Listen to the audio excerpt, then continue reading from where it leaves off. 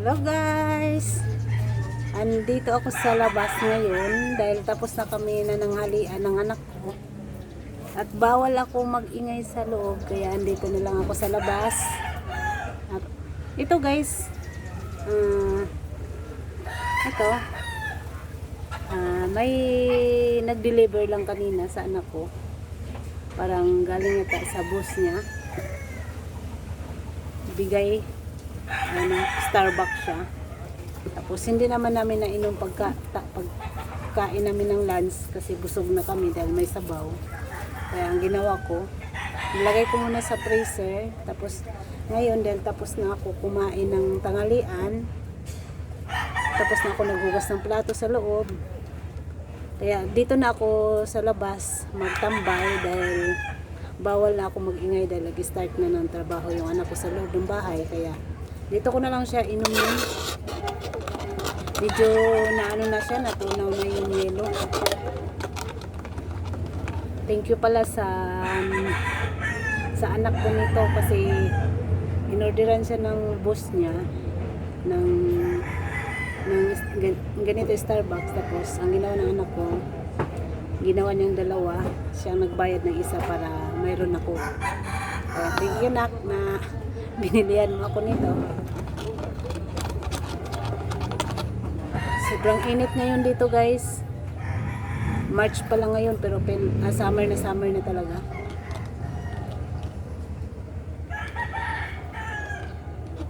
Masarap siya guys. Ako nakakainom lang ako nito pag may magbigay libre kasi pag akong bibili, hindi ako bibili dahil mahal. Sayang yung pera. Pero pag libre, okay lang. Anak ko naman nagbayad nito. Kasi yung sa kanya, boss niya ang nagbayad. Tapos ito, siya ang nagbayad.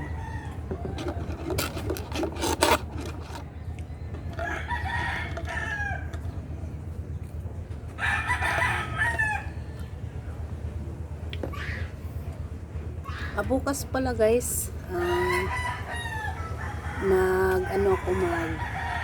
magpakbit ako. Yun ang ulamin namin tanghalian ng anak ko dahil yung mga ampalaya pwede na siyang pitasin. Yung dalawa dyan makukuha ko na bukas. Ayan o. Yan siya. Makukuha ko na yan bukas kasi kaya, pwede nang pitasin dahil baka mahinog na naman siya. Bali, dalawa ang mapitas ko bukas. Tapos bibili na lang ako ng kalabasa sa palengke at sitaw, okra. Tapos ano pa ba yung halo ng pakbit? Kasi ipapakbit ko ay talong pala. 4 na klase lang, talong, sitaw, okra, kalabasa 4. Tapos pang 5 yung palaya. Tapos ang gawin ko na lang, pag naluto yan, bibigyan ko na lang yung kapitbahay ko. Kasi silang kasama kong nag-alaga nitong tanim nito guys. Kasi itong palaya, ako nagtanim niyan, ito yung kalabasa at yung ang tawag nito, yung alubati. Tapos isa sila sa nagdidilig. Tapos sila ang naglalagay dyan ng straw na yan para gagapang. Kasi wala na akong time maglagay. Silang naglagay. Kaya pag napitas ko bukas yung ampalaya na yan, gawin kong pakbit tapos bibigyan ko na lang sila para makatikim naman sila dito sa bunga. Kasi yung unang pitas ko guys, ako lang kumain nun kasi maliit lang yun dahil yung pangalawa na yung pinakita ko sa vlog na hinog siya, hindi ko talagang nagulay yun dahil parang hindi na maganda kaya tinapon ko na lang. At saka yung papaya pala namin guys, ayan yun, yung papaya doon na inispik namin is makapitas na kami next week or mahinog na siya kasi ang balak namin talaga pahinugin yung papaya na yun. Kaso lang kinuha yung isa tapos sunod araw kinuha yung sunod dalawa. Wala naman kami magawa dahil hindi naman namin alam kung sinong kumuha. Kaya okay lang, at least dahil sa tanim namin nakalibre sila. Kaya lang hindi nga lang nagpaalam kaya wala man din kami magawa. Ayan, may bunga pa ulit siya guys, mga 4 siguro yan. Sana yung bunga na yan kami naman na makapitas na yan pag lumalaki-laki na. Kasi kaya naman namin hindi pinitas yun dahil balak na namin pahinugin. Kaso lang may kumuha na dahil gumising ako ng 5:30 o 6. Pagtingin ko, wala na yung dalawang natira dahil una kinuha yung isa. Tapos pagtingin ko, wala na rin yung dalawa. Tapos paghawak ko sa sa puno, bago pa lang siya dahil ano pa yung niya, yung katas dun sa pagtanggal. Kaya sabi ko, okay lang, at least kung nakalibre sila sa tanim namin ng gulay. Kaya wala, okay lang. Pero sana yung natira dyan, wag na sanang kunin pa. Kami naman sana ang makapitas para kami naman tumikim. Kaya bukas pakbit ako, pupunta ako ng palengke, bibili lang ako ng gulay. Kanina ang niluto ko, nakita nyo sa vlog, is tinolang manok. Yung hinalo kong papaya, binili ko lang yun guys sa palengke dahil nga yung natirang bunga dyan, alanganin ko kunin dahil masyadong bata pa. Sana kung hindi kinuha yung tatlong na unang nabunga, sana yun ang nagulay ko, kaso lang wala na. Kaya bumili ako nina kalahating piraso lang yun. Kasi pwede, sa palengke kasi guys, pwede kalahati lang sa buong papaya kasi kung wala kang pera. May natitinda naman kahit nga 140. Kaya bumili akong kalahati, tapos dalawang sayote, tapos malunggay. Yun yung hinalo ko ng tinolang manok ko dahil kaya ginawa kong tinola para makahigop ng sabaw yung anak ko dahil puyat siya, pagod sa trabaho niya. Tapos kaya ang ginagawa ko, kahit mahal yung gulay, talagang nilulutuan ko ng gulay o may sabaw para lang makahigop siya ng sabaw, kasi yun lang ang panglaban sa katawan niya. Kasi mahina din kumain yung anak ko, hindi yan matakaw eh. Kaya ginagawa ko, talagang nagsasabaw ako kahit mahal yung gulay para lang talaga makahigop siya ng sabaw, makakain siya ng masustansya.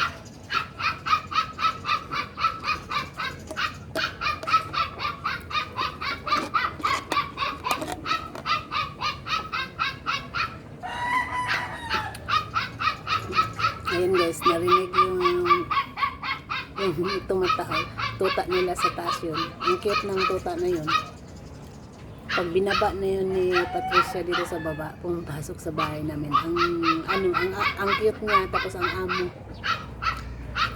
Nilalagay lang kasi nila sa kulungan para hindi siya magtakbo ng takbo kasi nasa taas sila eh.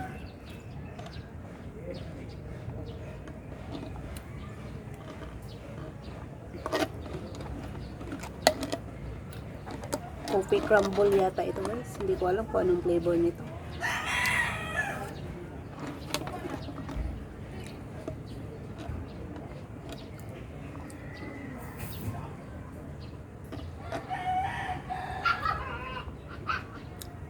Ano na ngayon guys? Buwan ng March. Sana kung wala lang pandemic, sana may outing na kami ng Easy Fitness group. Kasi tuwing March or April yan, mayroon kaming outing. Kaso lang, mula nung nakaraang April na dapat may outing kami. Pangalawang taon na to ngayon na wala kaming outing dahil nga sa pandemic. Dahil mag 1 year na nitong 12 yata yun, nung nag-umpisang nag-lockdown dito sa Pilipinas, sa Manila. 1 year na ngayon, bukas 12 yung pagla-lockdown. Basta ang alam, hindi ko sure kung 12 ba yun o 15 ng March nung nag-lockdown. Bali 1 year na. Kaya pangalawang taon na namin ngayon na walang outing ng Easy Fitness Group dahil po sa pandemic. Kaya sana matapos na tong pandemic na to guys, para bumalik na sa normal, para rin makauwi na, makabakasyon naman ako sa amin. Kasi sa amin guys ngayon wala na siyang quarantine, kaso lang nag-alanganin akong umuwi dahil ang mahal ng swab test, nasa 3 plus o 4 plus daw. Kaya mas mahal pa kasi ang swab test ka sa ticket. Sa ticket sana wala na akong problema dahil yung ticket namin noong nakarang April na hindi na uwi, pwede ko yung gamitin ngayon. Kaso lang nag-alanganin ako dahil mahal nga yung bayad ng swab test, tapos kukuha pa ako ng travel pass. Tapos siyempre kung babayad ako ng nasa 4 plus, hindi dapat yun kung wala akong bayaran. Pocket money ko man lang yun o maibigay ako sa nanay ko, kaya hindi lang muna siguro kami uwi. Yung mga kapatid ko rin sa Davao, nag-alanganin nga rin kasi nga may ticket nga kami, pero mahal naman yung bayad ng swab test. Tapos hindi naman kami pwede umuwi sa amin na wala kaming dalang pocket money or pera, dahil anong gagastusin namin doon. Nanay ko wala rin naman. Okay lang sana kung kagaya noon na mayroon pang babuyan yung nanay ko at saka tindahan, kahit papano hindi kami gano'ng problema. Ngayon siyempre iba po yung umuwi ka na walang pera, kaya hintayin na lang talaga namin mag-normal yung pwede na kami umuwi na wala ng swab test, para hindi na kami gagastos ng malaki.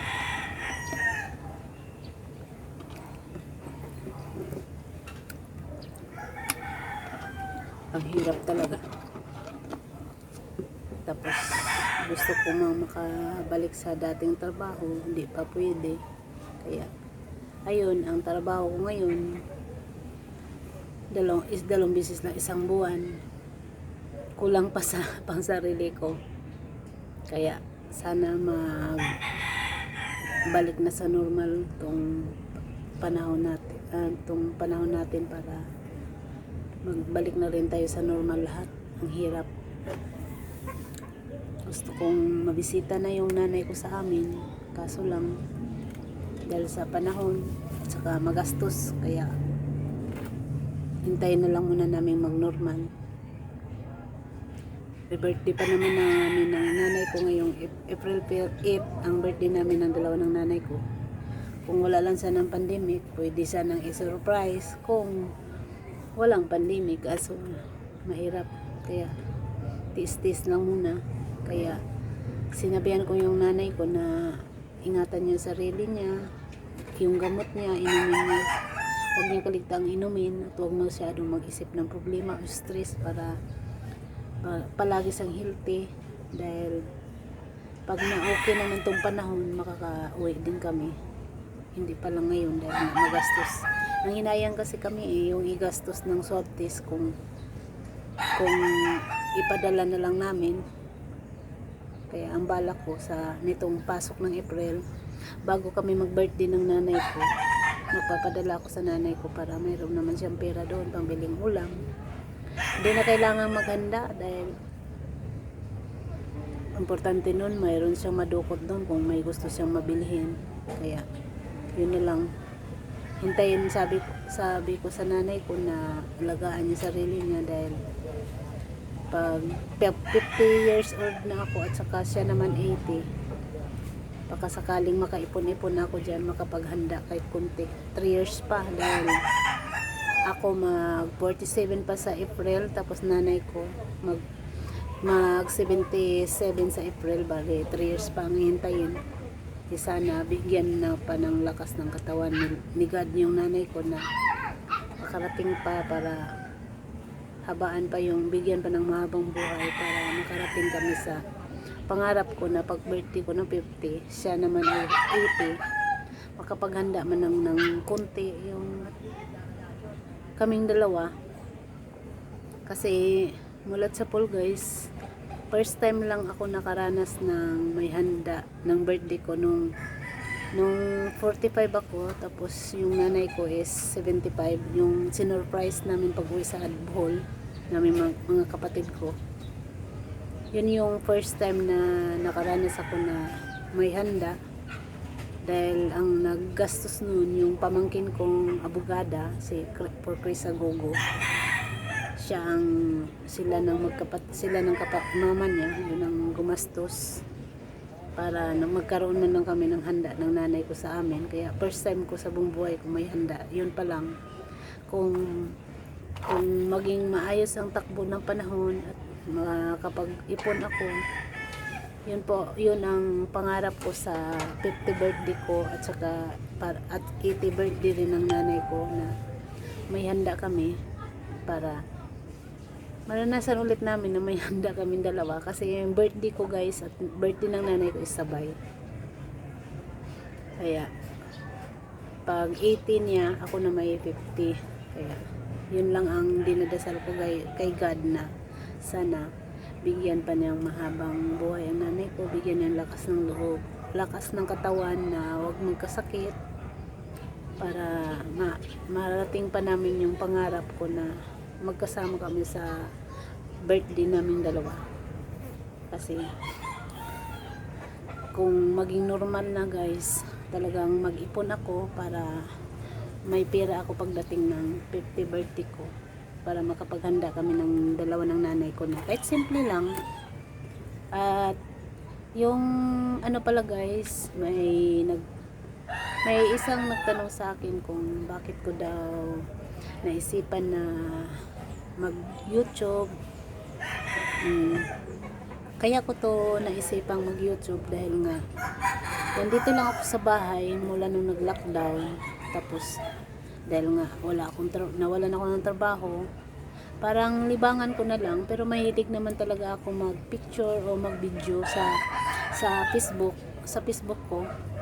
Kung saan kami pupunta, may mga outing, may magsumba o may mga invite na birthday, talagang nagbi-video ako. Kaya at nitong huli lang mula nung nag-lockdown, kaya ko naisipang mag-YouTube para libangan o experience, para matuto ako kung paano mag-edit o kahit, kasi nung una talaga hindi ko marunong, unti-unting natuto ako pero hindi pa talaga gaano.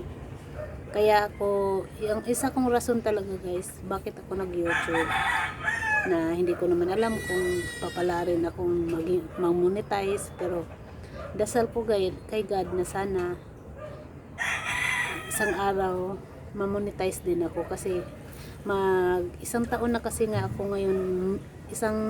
ngayong May guys na naggawa ng YouTube. Ang gumawa nitong YouTube ko yung pamangkin ko sa Davao, kasi hindi nga ako marunong. Mag-isang taon na to, pero ang liit pa ng subscriber ko. Ang dami kong na-subscribe, baka umabot na yata ng 1,500 o 2,000 na ang na-subscribe ko na YouTube. Pero ang channel ko is 345 nung isang araw, tapos kahapon naging 341 na wala yung 4, pero kanina nadagdagan ng isa, kaya ang subscriber ko ngayon sa channel ko is 342.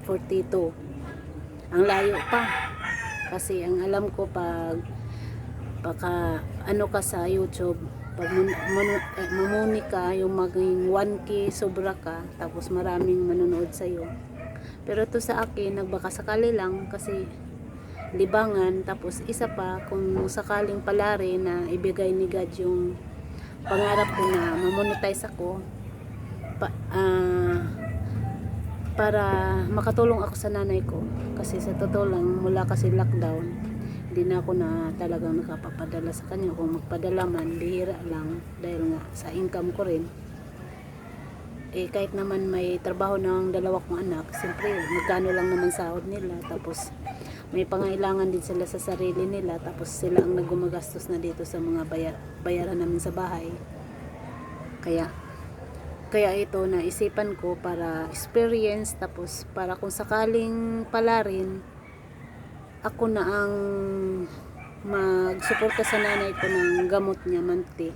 Kasi ang nagsuporta na ngayon ng gamot ng nanay ko, buwan-buwan nagbibigay ng pambili ng gamot, yung pamangkin ko sa Davao, yung anak ng kapatid ko si Porcrisa Gogo. Yun po ang nagbigay ng nanay ko ng monthly na pambili ng gamot niya, kasi mayroong nanay ko maintenance na gamot dahil isa siyang diabetic, tapos wala na yung kabilang paa niya, putol na, pero ang nakakalakad siya dahil ang kabilang paa niya artificial ang gamit niya na paa. Kaya ito ang isang rason ko guys kung bakit ako nagtry mag YouTube, para kung sakaling papalarin, makatulong talaga ako sa nanay ko, para masuportahan ko siya ng maayos, kasi yung bahay din namin sa amin parang nasisira na rin. Kaya lang gusto kong kumang ipaayos din, wala talaga akong pera. Kaya yun na, ito na lang pag-asa ko, kung pala rin, kung maawa si God sa akin, pala rin akong ma-monetize someday o kailan, kasi nga magwa 1 year na ako, late pa ng subscriber ko. Kung pala rin ako, yun talaga ang pangarap ko, para ako naman ang magsuporta sa nanay ko ng buwan-buwan na gamot, at saka yung pangangailangan niya sa amin. Kasi habang tumatakbo ang panahon guys, siyempre tumatanda nanay ko, humihina ang katawan niya, para kahit papano, kung wala man ako doon, makakuha ako ng tao na sasahuran ko para mag-alaga sa nanay ko. Kaya ito ang isa kong rason kung bakit ako nag-try mag-YouTube, para kung sakaling pala rin, masuportahan ko talaga yung nanay ko. Dahil yung mga anak ko, tapos na yung pangarap ko sa kanila na makapag-aral sila mula kinder, elementary, high school, tapos college. At natupad ko na yung pangarap ko sa kanila na makapagtapos sila. At ngayon, nakapagtrabaho na naman sila kahit papano. Kaya ang gusto kong tutukan ngayon, kung sakaling papalarin ako, yung nanay ko. Yun talaga ang pinapangarap ko guys. Gusto ko mang uwiin ang nanay ko doon, pero hindi pa pwede, dahil kung uwi naman ako doon na wala din akong income, wala akong pera, pareho lang kaming kawawa, lalo ko siyang hindi masuportahan. Kung sakaling maawa si God sa akin na madagdagan tong subscriber ko at mamonetize ako, magkaroon ako ng konting sahod. Hindi ako nangarap guys na malaking sahod guys. Gusto ko lang yung kahit maliit lang, basta may monthly akong income, para ako na ang magsuporta sa nanay ko sa pangailangan niya, lalo sa gamot. Kasi naawa na rin ako sa pamangkin ko. Sila kasi ang palaging nagbibigay talaga. Yung pamangkin ko, marami din yung mga bayarin sa kanila. Kaya, pero magpasalamat pa rin ako sa pamangkin ko, sa kapatid ko, dahil sila talaga ang nagsuporta sa nanay ko. Tapos hindi nila tinigil, kasi gustuin ko rin to magbigay, wala din. Minsan nagbibigay ako, kung kagaya nung nagpa-doktor siya, nagpadala kami konti-konti tulungan, pero hindi talaga yung buwan-buwan. Kaya kung pala rin ako guys, yan talaga ang pangarap ko, yan talaga ang rason ko. Kung pala rin ako, ay ang nanay ko ang masuportahan ko, para ako na ang magbibigay ng panggamot niya. Tapos, para kung may pera ako, madali kasi kumilos guys, kung may kita ka na monthly, na siguradong may monthly kang kita, madaling kumilos. Kagaya nung gusto mong uwiin nanay mo para mabisita. Pero pag ganitong sitwasyon na wala kang tamang income, gustuhin mo mang mabisita, hindi mo talaga mabisita. Kagaya ngayon, may ticket nga kami, pero kailangan pa namin mag-ipon para sa swab test. Mahal ang swab test. Kaya sabi ko sa nanay ko, kung gagastos man lang ako ng 4,000 para sa swab test ko, para makauwi ako dyan, papadala ko na lang sa'yo para may magastos ka dyan. Kasi kung uwi ako, pagdating ko dyan, wala akong pera. Di wala din. Useless din. Kaya yun ang rason ko. Kaya yung sa isang taong nagtanong sa akin kung bakit ako YouTube, ito yung rason ko, para makasuporta ako sa nanay ko. Kung pala rin, wala namang nakakaalam kung ano ito, basta't akin, kung pala rin ako, magpasalamat ako. Pero kung hindi naman, wala din naman ako magagawa. At least sinubukan ko. Hindi ko susukuan to guys, kahit magwa 1 year na ako ngayong May, ko pa rin, ipaglalaban ko, ko pa rin na balang araw mamonetize din ako, kahit wala ganong nag-subscribe sa akin ngayon. Kasi ako naman simpleng tao lang guys, hindi naman ako nangarap ng yayaman o dadami pera. Ang gusto ko lang talaga matulungan ko nanay ko at masuportahan ko.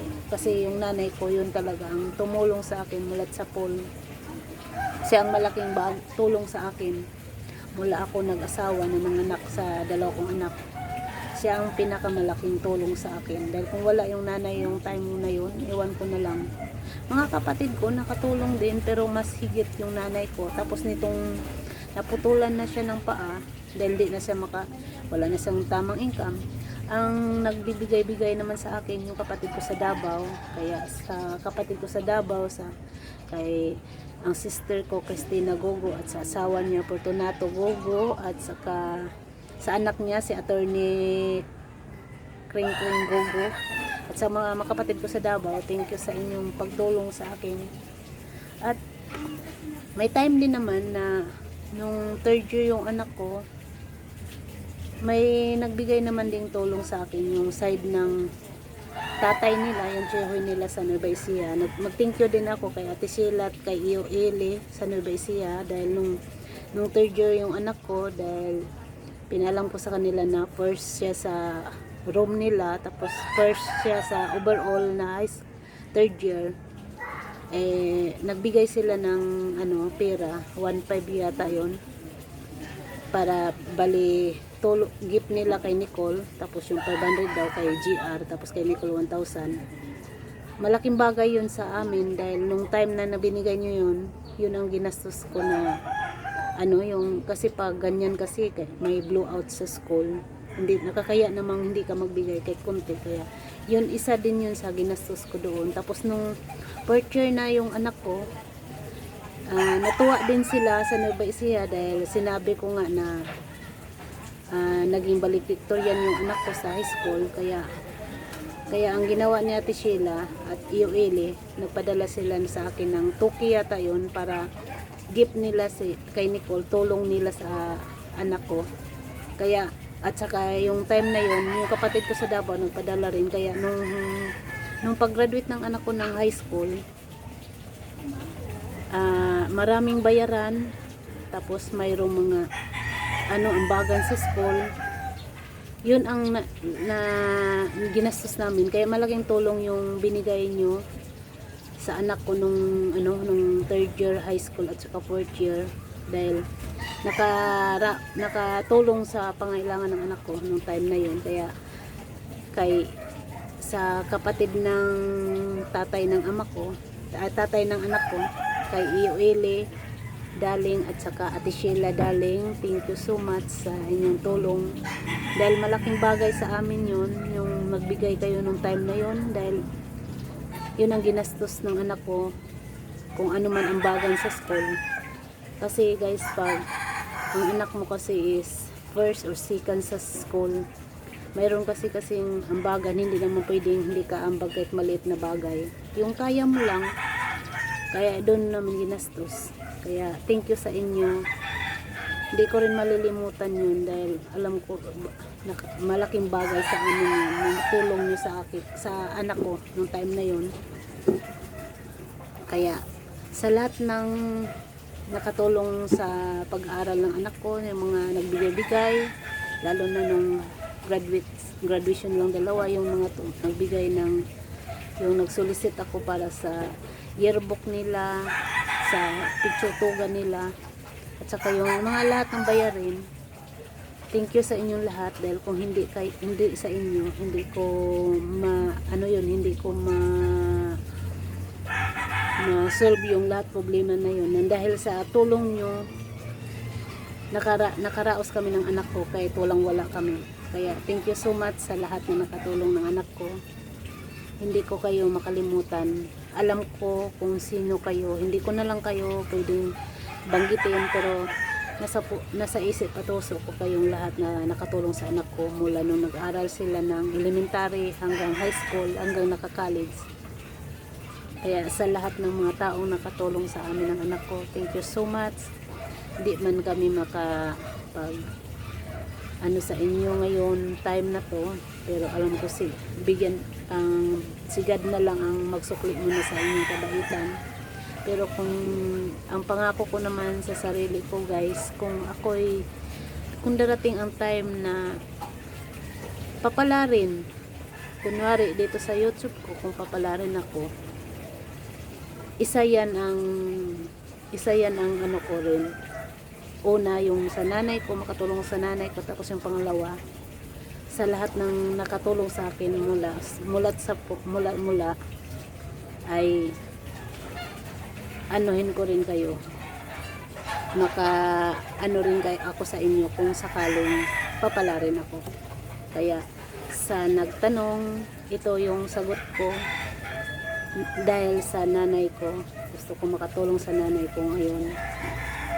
At saka sa mga tao na rin nakatulong sa akin. Kaya lahat kayo, hindi ko kayo makalimutan lahat. Kaya kung sino man kayo, andito kayo sa isip at puso ko. At saka basta ang pangako ko kung sakaling pala rin, darating din ang time na makasukli ako sa kabaitan yung lahat. Kaya thank you so much. Okay guys, at thank you pala ako kay God dahil sa dami kong naranasan, hirap, pero hindi niya ako pinabayaan. Nandyan siya gumagabay sa akin. At saka mag-thank you rin ako sa mga amo ko sa Green Hills, dahil yan ang amo ko talaga mula nung dalaga ako, sa alaga ko. Tapos sa amo ko dito sa Santa Maria, lahat na naging amo ko, lahat ng naging napasukan ko noon ng trabaho, ng extra laba, plancha, lahat kayo, thank you sa inyo. Dahil kung hindi sa inyo, hindi ko siguro mapapag-aral ang anak ko mula kinder hanggang elementary, high school at college kung wala kayo. Kaya thank you so much sa inyo, lalo na yung amo ko sa Green Hills at yung alaga ko, dahil malaking bagay sila sa akin. Dahil nung time na hindi ko alam kung paano ko sila patapusin, dahil yun nga, iniwan kami ng ama niya at walang suporta, sila agad ang nilapitan ko at kaya nila ako kinuha ulit sa kanila. Tapos plus dito sa amo sa Santa Maria, sila din yung nakatulong dahil kinuha din nila ako doon at silang nagbibigay ng pagkain para hindi pag-uwi ko sa bahay, hindi na ako magluto, may pagkain ng mga anak ko. Kaya thank you sa inyo lahat. Kaya thank you sa inyong lahat. At saka si God na lang muna ang bahalang magsukli sa inyo ngayon. Pero pangako kung darating man ang panahon na bigyan ako ni God ng magandang ako na rin ang bahalang magsukli sa inyo kahit maliit na bagay. Kaya thank you so much. Thank you sa iyo, Lord, na hindi niyo ako pinabayaan. Okay guys, tunaw na yung ano ba to? Kopi, hindi ko alam kung anong ang tawag nito. Tunaw na. Pasensya na guys, medyo mahaba na tong video ko. Okay guys, see you sa next vlog ko. Bukas, mag-iro ulit ako sa BGC para mag-exercise dahil talagang taba na ako ngayon eh. Iba na ang katawan ko ngayon sa dati. Dati kasi slim ako dahil pagod kasi ako sa trabaho dati. Ngayon nakapahinga-hinga kaya tumaba.